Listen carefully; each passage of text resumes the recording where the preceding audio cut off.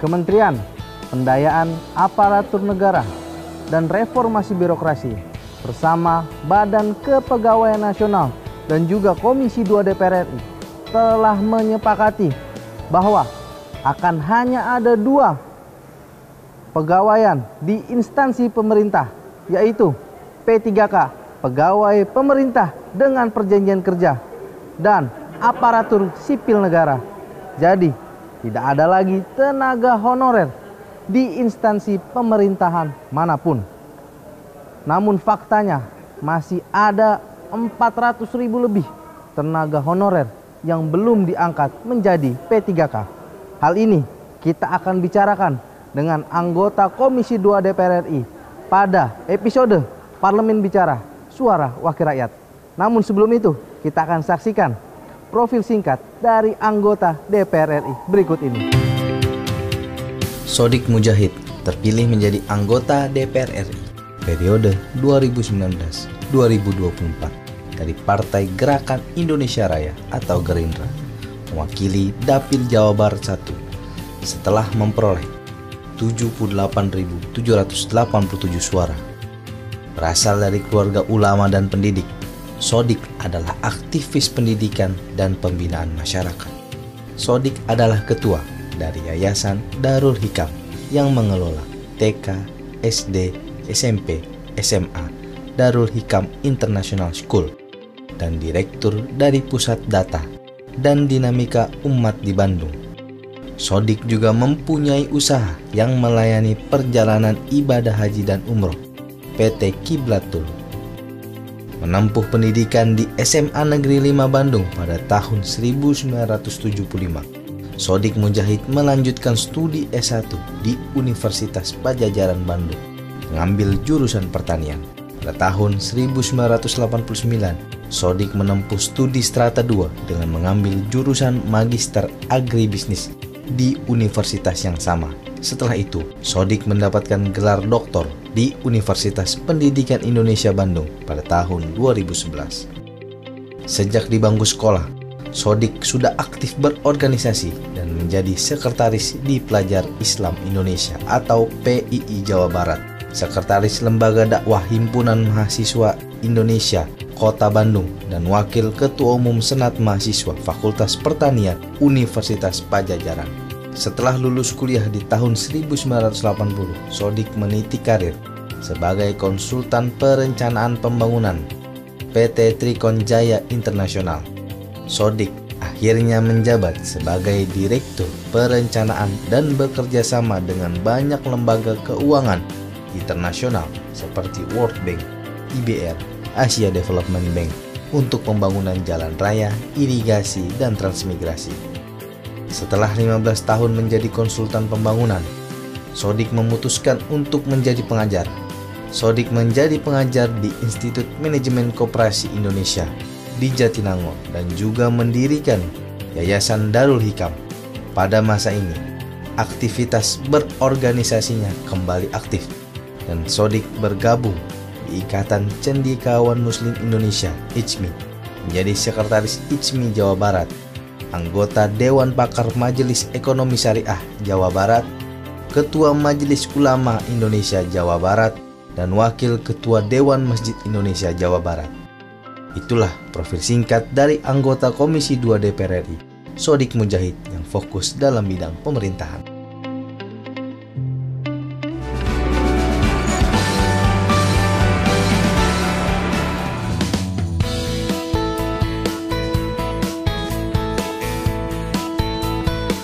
Ya pemirsa, masih bersama saya Hilman Hidayat di program Parlemen Bicara Suara Wakil Rakyat. Saat ini saya bersama anggota Komisi 2 DPR RI dari fraksi Partai Gerindra, Bapak Sodik Mujahid. Apa kabar Pak? Sehat Pak? Bagaimana nih Pak kegiatan sebagai anggota Komisi 2? Tadinya Bapak di Komisi 8, sekarang di Komisi 2. Apa perbedaan ini Pak dari Komisi 8 ke Komisi 2? Sama saja ya, sama saja mengurus soal undang-undang, mengurus soal pengawasan, mengurus soal anggaran. Hanya temanya saja. Kalau kemarin soal sosial, agama, sekarang soal politik dalam negeri. Wah, ini Pak soal pemerintahan. Nah, karena Bapak ada di Komisi 2 nih, saya ingin menanyakan soal yang lagi rame nih Pak. Soal Mungkin apa? banyak yang khawatir juga Pak, teman-teman honorer Pak. Oh, Tenaga iya. honorer. Kemarin kan Iya, Komisi 2 memang sudah memutuskan ya Pak, bersama Kemenpan RB dan Kepala BKN bahwa menghapuskan, katanya menghapuskan. Apakah memang benar Pak? Ini akan dihapuskan tenaga honorer. Salah, sebetulnya bukan menghapuskan loh. Ya, jadi dari sisi status kepegawaian itu bukan menghapuskan tapi meningkatkan status kepegawaian. Dari tenaga honorer yang tidak jelas masa depannya menjadi status P3K atau status PNS. P3K adalah pegawai pemerintah atas dasar perjanjian kerja atau PNS. Ya. Jadi dari segi status itu meningkat. Statusnya meningkat, kemudian haknya juga meningkat. Itu dari statusnya. Hanya memang ada masalah. Apa masalahnya? Karena dulu masih berstatus honorer dan jumlahnya banyak gitu ya. Sehingga sisa-sisa honorer ini bisa jadi belum terakomodasi dalam waktu yang singkat dalam status yang baru ini, yakni status P3K atau PNS. Ini masih ada 400 ribuan nih Pak, yang belum diangkat, mungkin memang belum diangkat status ya kata Bapak menjadi P3K. Ini bagaimana sih? Jadi kita melihat, kalau melihat ke depan ya, melihat ke depan sekali lagi statusnya diangkat dari sekedar honorer menjadi pegawai pemerintah berdasarkan perjanjian kerja atau bisa PNS, jadi tidak ada honorer lagi. Tapi sekali lagi Hilman, ada masalah. Kenapa? Karena dulu statusnya honorer yang sering agak diiming-imingi akan jadi PNS, dan dulu jumlah honorernya sangat banyak. Ini yang jadi masalahnya. Tapi DPR itu juga mendorong pemerintah untuk memberikan solusi kepada katakanlah mantan-mantan tenaga honorer ini. Ya, apa solusinya? Pertama dia harus diprioritaskan ketika dia memenuhi syarat untuk jadi PNS atau jadi P3K. Harus dapat prioritas, ya. Nah, jika dia tidak bisa masuk PNS, maka dia masuk P3K. Bukan honor lagi loh, P3K. P3 itu saya ulang, pegawai pemerintah atas dasar perjanjian kerja. Beda dengan honorer, enggak? Beda dengan honorer P3K, ya. Satu prioritas masuk PNS, jika tidak masuk karena misalnya usia, dia masuk P3K. Yang sekali lagi itu beda dengan honorer statusnya. Jika tidak masuk, ya, maka ada dua. Satu adalah masuk dalam posisi tenaga kerja outsourcing.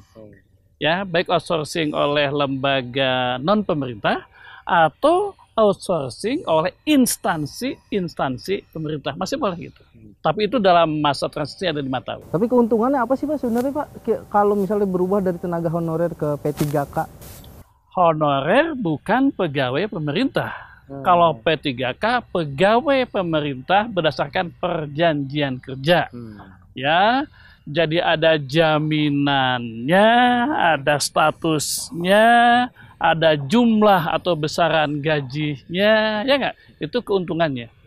Kalau honorer, sebetulnya honorer itu tidak jelas. Bisa kapan saya berhenti? Kalau P3K, dengan asumsi dia memenuhi syarat ya, itu dijamin bahwa dia bisa diperpanjang terus. Bisa sampai usia pensiun. Bisa sampai usia pensiun. Berarti kesejahteraan sama gajinya naik Pak? Oh iya, sekali lagi statusnya naik, bukan honorer tapi pegawai pemerintah, kesejahteraannya naik, kepastiannya lebih terjamin, dan masa kerjanya juga itu bisa sampai kepada usia pensiun seperti PNS.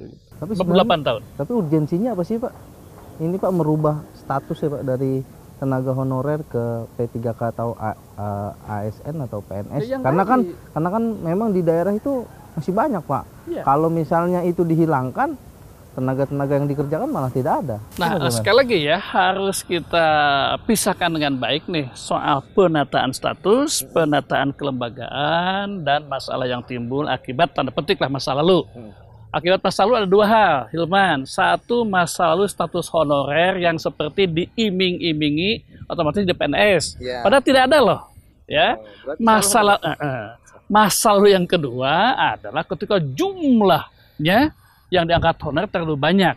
Ya, jadi sekali lagi perjuangan kita memperjuangkan yang dulunya honorer itu, sekali lagi bukan hanya kita memperhatikan nasib mereka, tapi juga memperhatikan nasib, contoh nih, pendidikan di mana anak-anak bisa kehilangan guru-gurunya. Itulah sebabnya DPR mendorong pemerintah untuk segera mengatasinya. Satu, memperhatikan nasib mereka. Yang kedua, memperhatikan nasib kinerja pemerintah. Dalam ini saya memberikan contoh ada soal pendidikan dan pengajaran. Tapi dalam nyatanya, faktanya Pak, bahwa di daerah-daerah ini masih banyak Pak yang merekrut tenaga honorer nih Pak. Untuk ya seperti di kantor-kantor kelurahan, kecamatan, dan lain-lain desa. Pemerintah setempat belum membaca dengan seksama. Ya, belum baca dengan seksama peraturan dari Kementerian PAN dan PRB ya, dan dari BKN. Sekali lagi, sekarang hanya ada dua, satu PNS, yang kedua P3K ya.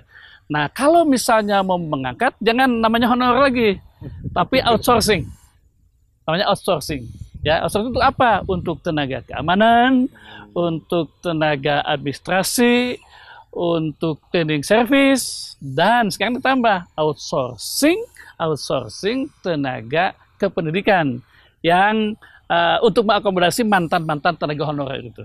Ya, itu hanya dalam masa transisi. Ke depan tenaga honorer ditingkatkan menjadi P3K atau PNS. Ya, itu statusnya. Dan sekali lagi, memang ada masalah akibat masa lalu. Jumlahnya terlalu banyak dan status honorer yang sering diiming-imingi akan naik menjadi PNS. Pak Sodik, kita ngobrol di sambil duduk ya Pak Sodik. Oh iya, bangga. Ya pemirsa, kita akan kembali lagi dalam program Parlemen Bicara, Suara Wakil Rakyat.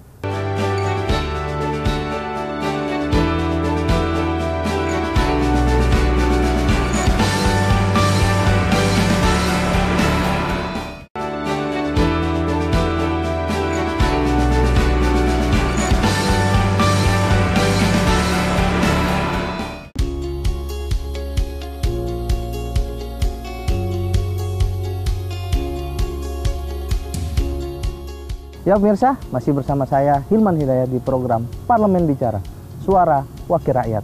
Masih bersama saya Bapak Sodik Mujahid dari anggota Komisi 2.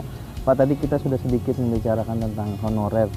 Nah, memang ada informasi yang tidak sampai Pak kepada masyarakat Pak, karena banyak juga ya tenaga honorer, guru, tenaga kesehatan akhirnya datang ke DPR takut. Wah Pak, tenaga honorer dihapuskan, kita mau kerja apa? Bagaimana tanggapan Komisi sendiri? Memang wajar lah ya, wajar jika masyarakat termasuk tenaga-tenaga honorer yang di daerah itu tidak atau belum mendapatkan informasi yang menyeluruh tentang kebijakan ini. Itulah kita harus menjelaskan ya kepada mereka sebaik-baiknya. Satu, mereka dinaikkan statusnya. Yang kedua, bisa pilih PNS untuk yang di bawah 35 tahun. Bisa pilih P3K untuk yang di atas 35 tahun. Kemudian diberi masa transisi 5 tahun. Dalam masa transisi ini, ya mereka bisa outsourcing, masuk ke dalam tenaga outsourcing. Ya. Baik itu tenaga masak, tenaga fungsional, tenaga keamanan, tenaga administrasi, termasuk tenaga kependidikan, menyangkut ini tenaga-tenaga honorer pendidikan. Ya. Berarti tidak dibiarkan begitu aja? Tidak dibiarkan. Dan kita selalu mendorong pemerintah untuk memprioritaskan orang-orang yang selama ini sudah bekerja sebagai tenaga honorer, gitu ya. Tapi mohon maaf kepada teman-teman juga, karena di dalam undang-undang pun tidak ada jaminan bahwa dulu ya tidak ada jaminan untuk masuk, tapi ini hanya kebijakan saja, mendorong pemerintah untuk memprioritaskan mereka menjadi P3K atau menjadi PNS. Tapi kalau misalnya nih Pak, dari kedua itu mereka tidak lolos, dari PNS nggak lolos, dari P3K nggak lolos, nah tenaga honorer ini akan dikemanakan nih Pak? Pertama, saya katakan sekali lagi bahwa ini bukan hanya persoalan mereka. Saya beri contoh pendidikan ya, atau mungkin juga tenaga kesehatan. Ketika mereka tidak masuk, itu bukan bermasalah kepada nasib mereka saja loh, tapi berpengaruh kepada nasib dunia pendidikan, nasib kepada dunia kesehatan. Kenapa? Karena saya beri contoh soal pendidikan. Sekarang itu guru PNS-nya jauh lebih sedikit loh dibandingkan dengan guru yang namanya guru honorer. Ya, maka kebijakannya maksimumkan mereka masuk PNS. Jika memenuhi syarat, Jika tidak memenuhi syarat, maksimumkan mereka diterima di P3K. Jika itu tidak masuk juga, maka harus dimasukkan ke dalam tenaga outsourcing tenaga kesehatan atau outsourcing tenaga pendidikan di luar yang tadi, di luar cleaning service, di luar cleaning, di luar security, dan di luar. Berarti sebenarnya udah ada solusinya Pak ya? Saya kira solusi ada, tapi memang kita juga maklum dan DPR akan mendorong pemerintah pusat untuk P3K dan PNS, dan mendorong pemerintah daerah untuk membentuk outsourcing itu. Ya, outsourcing itu bisa oleh pemerintah daerah atau oleh swasta bekerjasama dengan kepala unit kantor setempat. Nah, ini anggaran dari mana nih Pak kira-kira Pak? Nah, benar ini ya, soal anggaran ini harus didukung semua. Kalau PNS, P3K tentu saja oleh pemerintah pusat ya. Sementara untuk outsourcing tenaga kesehatan, outsourcing tenaga pendidikan itu diserahkan kepada pemerintah daerah. Dan saya kira pemerintah daerah harus peduli. Dan kita akan dorong. Kenapa? Karena contoh SD kan ditangani oleh pemerintah daerah, SMP. Kalau misalnya pemerintah daerah tidak concern, bagaimana dong nasib pendidikan SD dan SMP? Berarti sudah dibagi kewenangannya Pak ya? Sudah dibagi. Tinggal sekali lagi kita pahami, katakanlah keresahan tenaga honorer, ya. Sekarang bukan menuntut jadi PNS-nya saja, kami ingin memprioritaskan, tapi juga kita dorong agar pemerintah pusat dan pemerintah daerah terutama serius menangani tenaga honorer yang tidak masuk kepada P3K dan PNS itu dengan tenaga outsourcing itu. Tapi benar gak sih Pak kalau menurut Bapak kebijakan ini dibuat karena memang beban pemerintah yang sudah terlalu besar akibat pensiun, dana pensiun ini? Saya kira tidak begitu. Ya, jadi prinsip dasarnya adalah ingin meningkatkan tenaga yang katakanlah selama ini statusnya hanya honorer menjadi tenaga yang lebih jelas statusnya, yakni PNS dan P3K. Hanya yang tadi ada dua masalah masa lalu itu, jumlahnya dulu terlalu banyak dan ada kesan bahwa honorer itu harus diangkat ke PNS atau ke P3K. Tapi ini akan kita atasi bertahap. Biasalah ya, setiap kebijakan pasti ada masalah. Mudah-mudahan bisa selesai maksimum 5 tahun. Dan jika sudah selesai 5 tahun, maka kita akan melihat sebuah sistematika kepegawaian yang lebih bagus ya di pemerintahan, bukan hanya honorer tapi P3K dan PNS. Ya pemirsa, masih bersama saya Hilman Hidayat di program Parlemen Bicara, Suara Wakil Rakyat.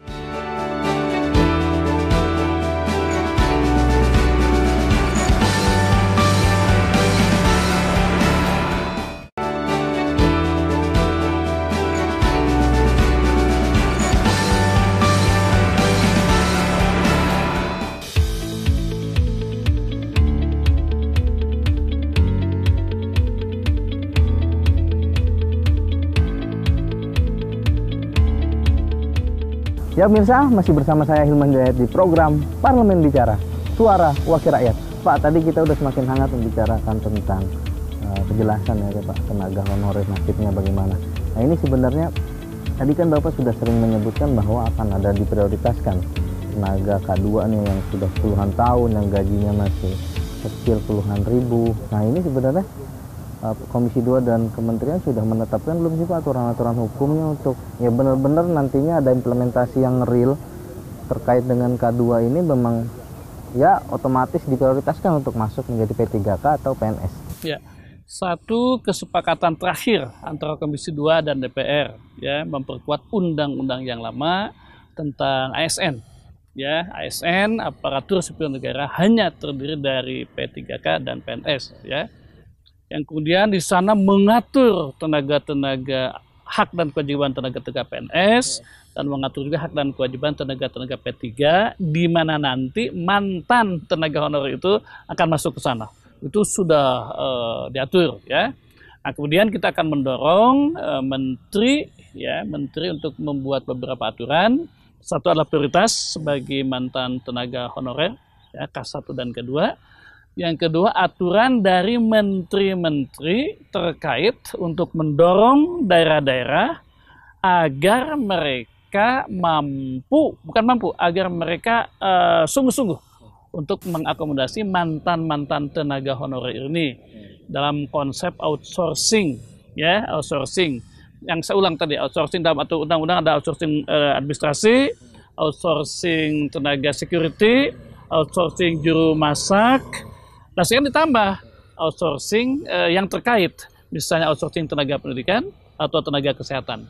Ya, ini nanti akan diatur oleh peraturan pemerintah yang mengikat daerah-daerah untuk mengakomodasi mantan-mantan tenaga honorer yang tidak masuk ke P3K dan kepada PNS gitu ya. Dan mungkin juga kita akan dorong, kalau kemarin disepakati transisinya 5 tahun ya, kita akan lihat pertimbangannya.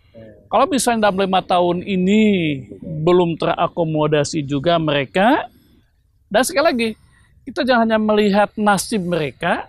Saya beri contoh ya, tenaga guru, bukan hanya melihat nasib mantan tenaga guru honorer, tapi juga memperhatikan nasib ini nih, anak-anak didik yang bisa jadi dalam 5 tahun belum mendapatkan guru-guru pengganti ex guru honorer begitu ya. Bisa jadi belum selesai dalam 5 tahun.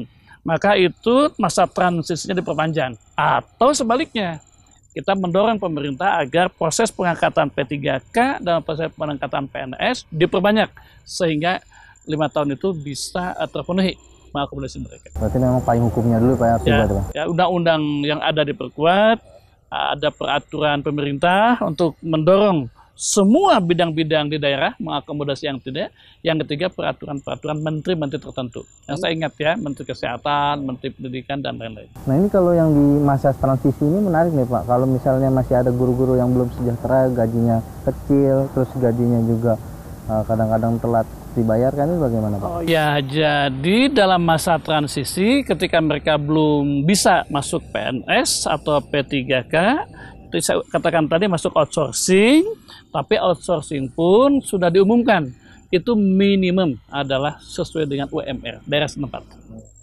Pasti secara umum itu akan jauh lebih baik dibandingkan ketika mereka menerima gaji dalam status tenaga honorer. Belum juga dengan tenaga honorer kan kita mendapat informasi katanya sering telat ya kan. Nah nanti juga ini akan diatur oleh peraturan menteri agar lebih pasti ya, termasuk mencegah keterlambatan itu. Nah ini kalau menurut Bapak apa langkah yang terdekat nih Pak yang harus dilakukan pemerintah dan apa upaya yang akan dilakukan oleh DPR untuk menangani masalah ini Pak? Kalau regulasi sudah kita dorong ya, kita sekarang dorong aksinya CPNS, seleksi CPNS dan seleksi CP3K terus dilakukan. Kalau perlu, jika ada undang-undangnya tidak tiap tahun, bisa dipercepat, ya kita dorong. Jadi regulasi kita perkuat, juga aksinya diperkuat, aksi seleksi P3K dan PNS bagi mantan tenaga honorer. Kemudian aksi berikutnya adalah mendorong pemerintah daerah segera membuat tim outsourcing mantan tenaga honorer yang tadi. Tim ya Pak ya, harus. Pak, terakhir Pak, closing statement dan harapan Bapak terkait dengan kebijakan ini dan memang harapan Bapak juga untuk tenaga honorer K2 atau guru-guru yang memang di daerah masih ya terbilang belum maksimal diperhatikan. Ya. Kepada pemerintah kita himbau agar peraturan pemerintah dan peraturan menteri yang dibutuhkan, yang saya sebutkan tadi segera dibuat, ya kan? Dan pemerintah juga saya himbau agar proses seleksi P3K dan PNS dari semua lapisan itu diprioritaskan, mendapatkan prioritas mantan-mantan tenaga honorer. Kemudian untuk tenaga honorer ya harap dimaklumi ada peningkatan status dari honorer menjadi P3K dan PNS ya, tapi jika itu tidak terpenuhi tidak usah khawatir, ada ruang lain yakni sebagai tenaga outsourcing. Ya tinggal kita dorong bagaimana pemerintah daerah segera untuk membentuk tim untuk pengangkatan outsourcing itu. Ditambah juga adalah komitmen pemerintah daerah untuk menyediakan dananya Saya yakin pemerintah daerah harus. Kenapa? Karena pemerintah daerah, seperti contoh, jika tenaga kesehatannya tidak dikompensasi, jika guru-gurunya tidak dipenuhi seperti yang kemarin, maka akan mengganggu proses pendidikan di daerah-daerah tersebut. Berarti intinya masyarakat atau tenaga-tenaga honorer ini nggak perlu khawatir ya Pak terkait dengan kebijakan ini. Ini justru malah akan menguntungkan Pak. Ya, untuk ke depan ini sangat menguntungkan. Ada status yang tadi, tapi maklum masa transisi ada masalah, tapi DPR akan terus mengawasi dan mendorong pemerintah. Ya pemirsa, itulah pembicaraan saya dengan Bapak Sodik Mujahid, anggota Komisi 2 DPR RI tentang tenaga honorer. Jadi kita sudah bicarakan bahwa nantinya pemerintah dan DPR tetap berkomitmen memperhatikan seluruh tenaga honorer, apalagi tenaga honorer K2. Itu akan diprioritaskan, akan ada payung hukum. Jadi masyarakat tidak perlu khawatir. Ada solusi yang terbaik ketika tidak mendapatkan P3K atau PNS, itu akan tetap dipekerjakan menjadi outsourcing. Tentu saja pembicaraan saya dengan Bapak Sodik Mujahid. Terima kasih Pak. Ya Pak. Selamat bekerja. Ya, sampai jumpa di episode selanjutnya. Tetap di program Parlemen Bicara, Suara Wakil Rakyat.